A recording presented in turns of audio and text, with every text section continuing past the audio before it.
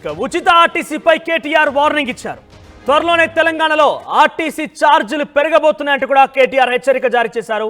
కర్ణాటకలో 15 నుంచి 20% ఆర్టీసీ ఛార్జీలు పెంచేందుకు ప్రభుత్వం కసరత్తు చేస్తోందని పత్రికల్లో వచ్చిన వార్తను ఆయన ట్యాగ్ చేశారు. కర్ణాటకలో ఉచిత ప్రయాణం వల్ల ఏటా 295 కోట్ల భారం పడుతుందంటూ కూడా ఆయన ఈ యొక్క వార్తలకు సంబంధించి ఉద్దేశం కనిపించింది. ఇక తగ్గించుకోవడానికి ఆర్థిక భారాన్ని తగ్గించుకోవడానికి రేట్లు పెంపునకు కర్ణాటక రాష్ట్ర ప్రభుత్వం పిలిపించినట్టు కేటీఆర్ ట్వీట్ చేశారు. కర్ణాటక అలాగే తెలంగాణలోనూ ఈ సిచ్యువేషన్ త్వరలో రాబోతున్నట్టుగా కేటీఆర్ అందులో పేర్కొనడం జరిగింది. ఫ్రీ అనగానే మోసపోవద్దు, కేటీఆర్ ఫ్రీ వెనుక కుట్రను గ్రహించాలంటున్నారు కేటీఆర్.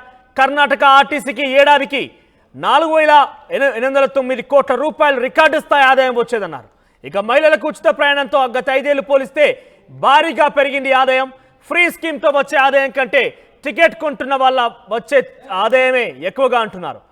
ఇక మహిళల ఫ్రీ స్కీమ్తో 2,404 కోట్లు వస్తే టికెట్ కొనే వాళ్ళ వల్ల 2,764 కోట్ల ఆదాయం వచ్చిందన్నారు. ఇక భార్యకు ఫ్రీ ఇచ్చి భర్త పిల్లల నుంచి అధిక ఛార్జీలు వసూలు చేయబోతున్నారనే విమర్శలు కూడా ఆయన గుప్పించిన పరిస్థితి కనబడుతుంది. ఒకసారి కేటీఆర్ చేసిన ట్వీట్ చూద్దాం. కేటీఆర్ ట్విట్టర్ వేదికగా కర్ణాటకకు సంబంధించి ఆర్టీసీ విషయంలో నిప్పులు కురిశారు. తర్వాత తెలంగాణలో కూడా ఇదే సిచ్యువేషన్ రాబోతున్నట్టుగా చెప్పారు ఆయన. Remember when someone says it's free, they are taking you for a ride. There is always a heavy price for anything that you are told is free. The day is not fair when Telangana RTC will also follow in the footsteps of Karnataka and increase bus fares.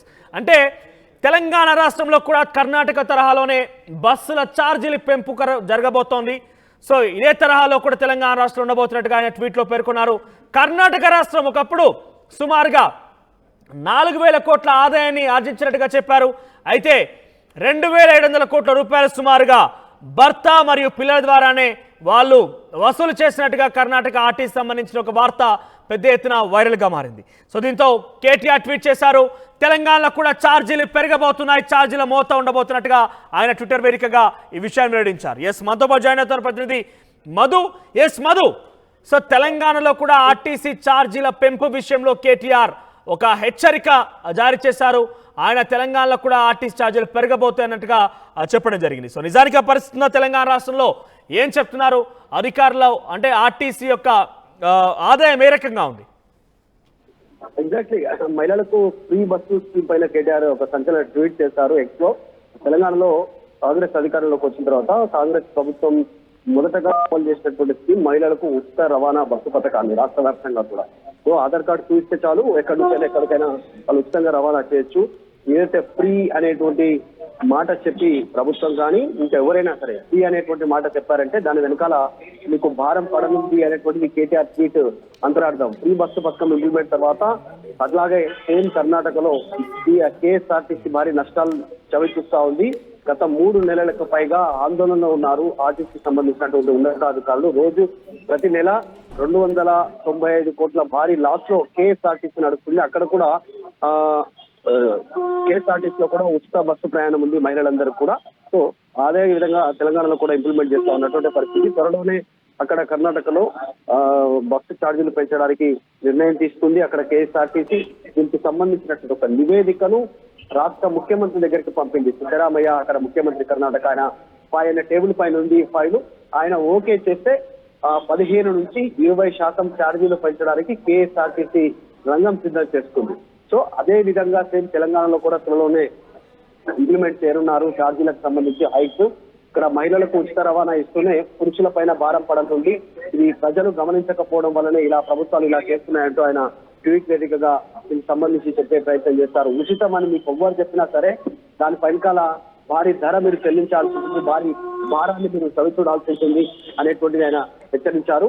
కర్ణాటకను త్వరలోనే follow కాబోతుంది తెలంగాణలో కూడా త్వరలో bus ఛార్జీలు పెరగనున్నాయి అనేటువంటిది ఆయన tweet సారాంశంగా ఆయన రాష్ట్ర ప్రజలకు హెచ్చరించారు ట్వీట్ ద్వారా. మనోజ్. మధు, ఒకసారి మీరు హోల్లో ఉండండి. అయితే తెలంగాణ రాష్ట్ర వ్యాప్తం కూడా బస్ ఛార్జీల పెంపు అనే విషయాన్ని కేటీఆర్ ట్వీట్ చేశారు. అయితే ఈ విషయం కనుక మనం పరిశీలిస్తే కర్ణాటక రాష్ట్రంలో సుమారుగా 4,800 కోట్ల రూపాయలు అక్కడ ఆర్టీసీకి ఆదాయం వస్తోంది. అయితే దీంట్లో వచ్చేటువంటి ఆదాయంలో మహిళల నుంచి కేవలం ఉచిత ప్రయాణాల ద్వారా ప్రభుత్వం ఆర్టీసీకి చెల్లించేటువంటి ఆ విషయం కనుక పరిగణలోకి తీసుకుంటే కనుక అది కేవలం 2,400 కోట్లు మాత్రమే. అదే మగవారు ఎవరైతే బస్సు టికెట్ ధర చెల్లించి ప్రయాణిస్తున్న వారి సంఖ్య, ప్రయాణిస్తున్న వారి యొక్క ఆదాయం కనుక పరిశీలిస్తే 2,800 కోట్లుగా ఉంది. అంటే ఉచిత ప్రయాణం కంటే కూడా టికెట్ తీసుకొని ప్రయాణించేటువంటి వారి నుంచే అధికంగా ఆదాయం వస్తుంది. అయితే ఇక్కడ చాలా క్లియర్గా ఒక చిన్న థిన్ లైన్ ఉంది. ఏంటంటే ఆదాయం ఎక్కువగా టికెట్ కొనేవారి నుంచే వస్తుంది అన్నప్పుడు డెఫినెట్గా ఆ ఛార్జీలు పెంపు చేశారు అనే విషయాన్ని కర్ణాటక రాష్ట్ర ప్రభుత్వాన్ని అక్కడ తీరును ఉద్దేశిస్తూ కేటీఆర్ ట్వీట్ చేశారు. ఎస్ మధు లైన్లో ఉన్నారా? సో ఇదే స్థాయిలో మహిళల నుంచి ఫ్రీగా ప్రయాణించేటువంటి మహిళల నుంచి ఎంత ఆదాయం వస్తుంది ఆర్టీసీకి, అదే టికెట్ కొని ప్రయాణించే వారి నుంచి ఎంత ఆదాయం వస్తుంది? తెలంగాణ రాష్ట్రం సంబంధించి ఏమైనా లెక్కలు ఉన్నాయా మన దగ్గర? ఎగ్జాక్ట్లీ, దీనికి సంబంధించి ఆర్టీసీ అధికారులు రెస్పాండ్ కావాలి. ఎందుకంటే ఇక్కడ ఉచిత బస్సు ప్రయాణం తర్వాత తెలంగాణలో ప్రజా రవాణా కోసం ఆర్టీసీ బస్సులలో ఎక్కువగా మహిళలు ప్రయాణిస్తున్నారు, పెంచేస్తున్నారు అనేటువంటిది రాష్ట్ర మంత్రులు పలు సందర్భాల్లో చెప్పినటువంటి పరిస్థితి. రవాణా శాఖ మంత్రి పొన్నం ప్రభాకర్ పలు సందర్భాల్లో మెన్షన్ చేశారు. ఇన్ని కోట్ల మంది ఈ నెలలో ఇంత మేర బస్సు ప్రయాణాన్ని ఉపయోగించుకున్నారు ఉచిత రవాణా ద్వారా అనేటువంటి స్టేట్మెంట్ చేస్తా ఉన్నారు. కాకపోతే ఆర్టీసీకి సంబంధించినటువంటి విషయంలో ఇప్పుడు ఇంకా ప్రభుత్వంలో విలీనం కాలేదు. విలీనం దిశగా గత ప్రభుత్వం నిర్ణయం తీసుకుంది ఆర్టీసీ, కానీ పూర్తిగా విలీనం కాలేదు. ఇప్పుడు కార్పొరేషన్ సంబంధించినటువంటి దాంట్లోనే ఉంది కాబట్టి ఆర్టీసీ కార్పొరేషన్ లోనే ఉంది. ఈ ఉచిత ప్రయాణానికి సంబంధించినటువంటి డబ్బులన్నీ రాష్ట్ర ప్రభుత్వం చెల్లించే అవకాశం ఉందా? మరి వచ్చేటువంటి ఈ ఆదాయానికి సంబంధించి మరి రాష్ట్ర ప్రభుత్వం ఇవ్వనుందా ఆర్టీసీకి? ఉచిత మహిళలు టికెట్ల ద్వారా టికెట్ కూడా కౌంట్ చేస్తా ఉన్నారు, టికెట్ల ద్వారా ఎంతమంది ప్రయాణం చేస్తున్నారు అనేటువంటి. కాబట్టి చూడాలి రాష్ట్ర ప్రభుత్వం ఎలాంటి నిర్ణయం తీసుకొని ఉంది, ఆర్టీసీ ఛార్జీలు పెంచడానికి నిర్ణయం తీసుకుంటుందా తెలంగాణలో లేదా తెలియదు. కానీ ఇప్పటి వరకైతే ఆ తెలంగాణ ఆర్టీసీ రెస్పాండ్ కాలేదు. కేవలం కేఎస్ఆర్టీసీకి సంబంధించినటువంటి అంశాన్ని ప్రస్తావిస్తూ కోట్ చేస్తూ కేటీఆర్ ట్వీట్ చేశారు. ఉచితమన్నా ఎవరు మాటన్నా కూడా అది ఖచ్చితంగా మీ పైన భారం పడుతుంది, కానీ ప్రజలు గమనించాలి.